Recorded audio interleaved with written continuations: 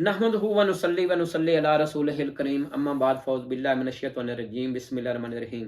चंद दिन कबल मुबारक अहमद नामी कादियानी का एक केस सुप्रीम कोर्ट में पेश हुआ है, जिस पर इल्ज़ाम था कि उसने कादियानी खलीफा सानी बशीरुद्दीन महमूद की तहरीफ शुदा कुरान पाक की तफसीर सगीर शाया की है। दौरान case chief justice of Pakistan ने उसकी जमानत मंजूर करने के साथ साथ ऐसे रिमार्क्स दिए जो मुसलमानों के लिए लम्हा फिक्रिया हैं। चीफ जस्टिस ऑफ पाकिस्तान ने दौरान रिमार्क्स कहा कि हर शख्स को मजहबी आज़ादी हासिल है। इसके साथ साथ चीफ जस्टिस ऑफ पाकिस्तान ने कहा कि हर शख्स को यह हक हासिल है कि वो कोई भी किताब शाया करे। तीसरे नंबर पर चीफ जस्टिस ऑफ पाकिस्तान ने कहा कि हर शख्स को यह हक हासिल है कि वो अपनी मजहबी इबादतगाह बनाए। चौथे नंबर पर उन्होंने कुरान पाक की 2 आयात ला इकराह फिद्दीन और व इन्ना नहनु नज़लना पेश करके ये साबित करना चाहा कि दीन में जबर नहीं, और कुरान पाक को चूंकि अल्लाह ताला ने नाजल किया है और इसकी हिफाजत की जिम्मेदारी भी अल्लाह ताला ने ली है, इसलिए किसी इंसान को यह हक हासिल नहीं है कि वो दूसरे इंसान को रोके कि वो कुरान पाक को शाया न करे या उसका तर्जमा न करे या उसकी तफसीर न करे। यानी चीफ जस्टिस ऑफ पाकिस्तान के नज़दीक क्योंकि अल्लाह ताला ने इस कुरान पाक की हिफाजत की जिम्मेदारी ले ली है, इसलिए मुसलमानों को यह हक हासिल नहीं है कि वो दूसरों पर पाबंदी लगाएं कि वो इस कुरान पाक को शाया न करें या इसका गलत तर्जमा शाया न करें या इसकी गलत तफसीर न करें। इसलिए ये अब अल्लाह ताला का मामला है कि वो खुद ही इसकी हिफाजत करेगा, किसी इंसान को दखल नहीं देना चाहिए। मैं चीफ जस्टिस ऑफ पाकिस्तान की इन चारों बातों का तफसील से जवाब देना चाहता हूँ। सबसे पहले उनकी बात कि क्या हर शख्स को मजहबी आज़ादी हासिल है या नहीं है, तो ये उस शख्स को देखना पड़ता जो चीफ जस्टिस ऑफ पाकिस्तान के सामने खड़ा है। अगर तो वो हिंदू, ईसाई, बुद्ध मत, यहूदी इनमें से कोई है तो उसे बेशक हासिल है कि वो अपने दीन पर चलते हुए अपने मजहबी हकूक अदा करे। किसी मुसलमान को हक हासिल नहीं है कि उसके मजहबी मामलात में दखल दे। लेकिन चीफ जस्टिस ऑफ पाकिस्तान को ये सवाल करना चाहिए था जो उसके सामने शख्स खड़ा है कि भाई आपका मजहब क्या है।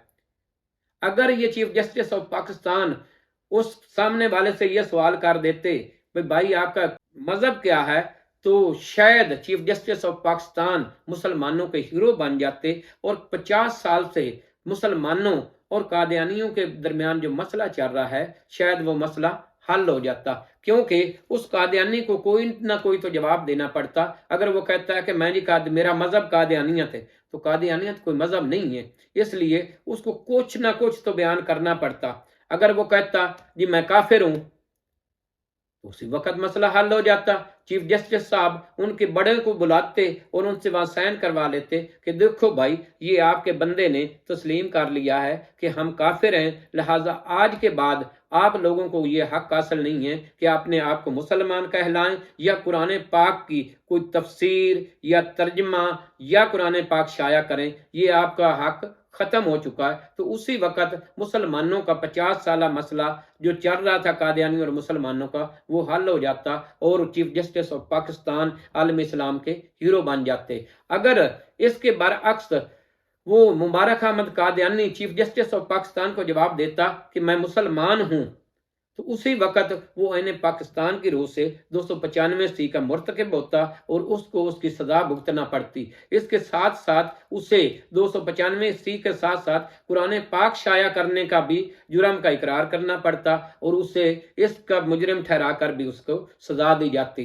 क्योंकि अगर वो अपने आप को मुसलमान कह रहा है तो कादियानियों के अकीदे के नजदीक उसके सामने जो बैठा हुआ था चीफ जस्टिस, वो काफिर साबित हो रहा था। इसलिए चीफ जस्टिस ऑफ पाकिस्तान को सोचना चाहिए था कि ये शख्स अगर मुसलमान बन रहा है अपने अपने में, तो ये तो मुझे काफिर कह रहा है। इसलिए चीफ जस्टिस ऑफ पाकिस्तान को उसे सजा देने में आसानी हो जाती और उस पर 295C और कुरान पाक की यानी कि जो पेश करने का जुर्म है वो भी उस पर लग जाता और यानी कि वो चीफ जस्टिस ऑफ पाकिस्तान मुसलमानों की नजर में अच्छे साबित हो जाते। मैं अब उस चीफ जस्टिस ऑफ पाकिस्तान के दूसरे बात की तरफ आता हूं कि हर शख्स को किताब लिखने का हक हासिल है। तो चीफ जस्टिस ऑफ पाकिस्तान, आपको सोचना चाहिए कि ये किताब का मामला नहीं है, ये एक इल्हामी किताब कुरान पाक का मामला था, ये किसी आम किताब का मामला नहीं है कि हर एक को किताब लिखने का हक हासिल है। ऐसी बात भी नहीं है,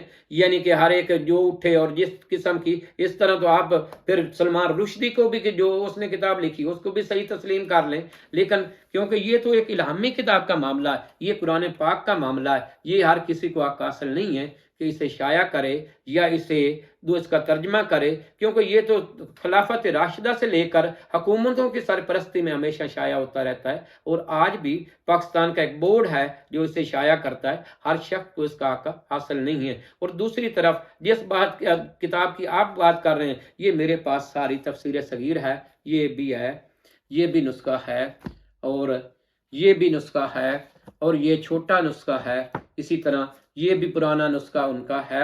इसके अंदर मिर्जा बशीरुद्दीन महमूद कादियानी खलीफा ने कुरान पाक में रसूल करीम सल्लल्लाहु अलैहि वसल्लम की शान में जितनी आयात हैं, उसने उन आयात को मिर्जा गुलाम मोहम्मद कादियानी की शान में पेश करने की कोशिश की है। उनमें से एक ही मिसाल मैं आपको पेश करता हूं कि ये सूरत अल मुदस्सर जो है, उसके शुरू में ही या अय्युहल मुदस्सर के ज़िमन में लिखते हैं, ये है या अय्युहल मुदस्सिर, ए बरानी कोट पहनकर खड़े होने वाले, ए बरानी कोट पहनकर खड़े होने वाले। अब आपको याद होगा कि रसूल करीम सल्लल्लाहु अलैहि वसल्लम ने अपनी जिंदगी में कभी भी बरानी कोट नहीं पहना, और मिर्जा गुलाम मोहम्मद कादियानी बरानी कोट पहना करते थे। तो इस आयत में अल मुदस्सर से मिर्जा बशीरुद्दीन महमूद अपने बाप गुलाम मोहम्मद कादियानी को मुराद ले रहा है। इसके अलावा भी बेशुमार ऐसी आयतें हैं जिनका मुस्दाक वो मिर्जा गुलाम मोहम्मद कादियानी को करार देता है, इसलिए मुझे एक ही हवाला पेश करना काफी है। अब आपकी तीसरी बात की तरफ आता हूं, जो आपका है कि हर शख्स को मजहबी आजादी हासिल है कि वो अपनी इबादत गाह बनाए। तो सूरत तौबा, ये आयत नंबर 107 के अंदर है कि अल्लाह ताला फरमाता है कि एक मस्जिद ज़रार का वाकया था कि एक कलमा गो थे, वो भी बाजार कलमा गो थे, तो उन्होंने मस्जिद ज़रार बनाई थी। तो अल्लाह ताला ने उस मस्जिद ज़रार को गिराने का हुक्म दिया, और साथ ही हुक्म दिया कि मस्जिद वो है जिसकी बुनियाद तकवा पर है, यानी मस्जिद वो है जिसको मुत्की लोग बनाते हैं।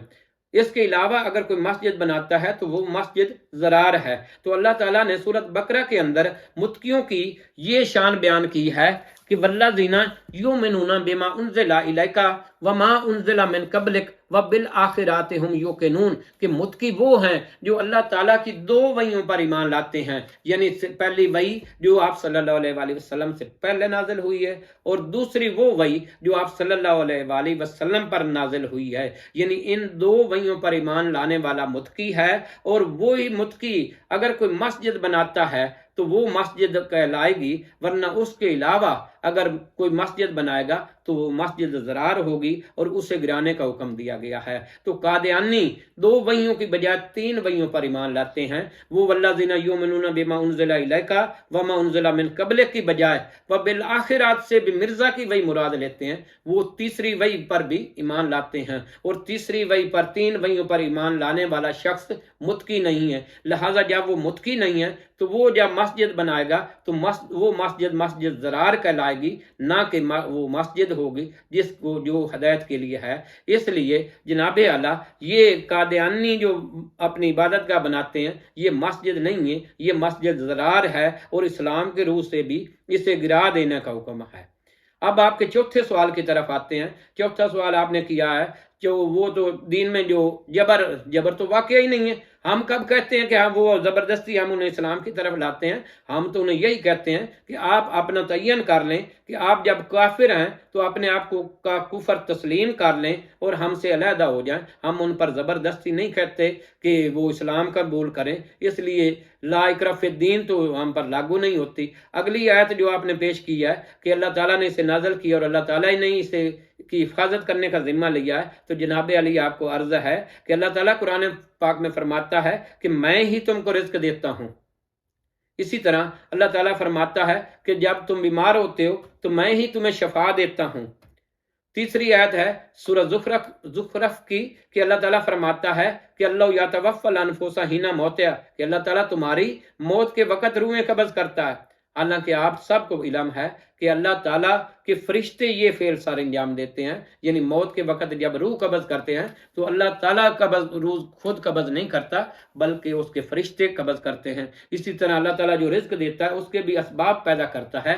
इसी तरह जब अल्लाह ताला किसी को शफा देता है तो वो डॉक्टर उसका सबब बनता है या हकीम सबब बनता है। इसी तरह अल्लाह ताला ने अगर इस कुरान पाक की हिफाजत की जिम्मेदारी ली है तो उसके लिए भी अल्लाह ताला ने अपने नेक बंदे पैदा किए हैं, वो हाफिज की सूरत में होते हैं या मुजद्दिद मुहद्दिस की सूरत में होते हैं जो इसकी हिफाजत करते हैं। यानी दुनिया में हमेशा ही शुरू से ही आप सल्लल्लाहु अलैहि वसल्लम के विसाल के वक़्त से लेकर आज तक हाफ़िज़ कुरान पैदा हो रहे हैं। आप सल्लल्लाहु अलैहि वसल्लम की ज़िंदगी में भी पैदा हुए थे और आप सल्लल्लाहु अलैहि वसल्लम के बाद भी हाफ़िज़ कुरान हैं जो इसकी ज़ेर ज़बर तक हिफाजत कर रहे हैं और इसकी मानवी जो तारीफ से इसको महफूज रखते हैं। वो हर दौर में लोग पैदा होते रहे हैं, जैसे हज़रत शेख अब्दुल कादिर जिलानी वगैरह वो इसको महफूज रखते रहे हैं। इसलिए इसकी हिफाजत की जिम्मेदारी भी जो है वो अल्लाह के नेक बंदों का काम है, ना कि अल्लाह खुद नीचे उतर कर इसकी हिफाजत करेगा। इसलिए इसकी हिफाजत करना मोमिनीन का काम है,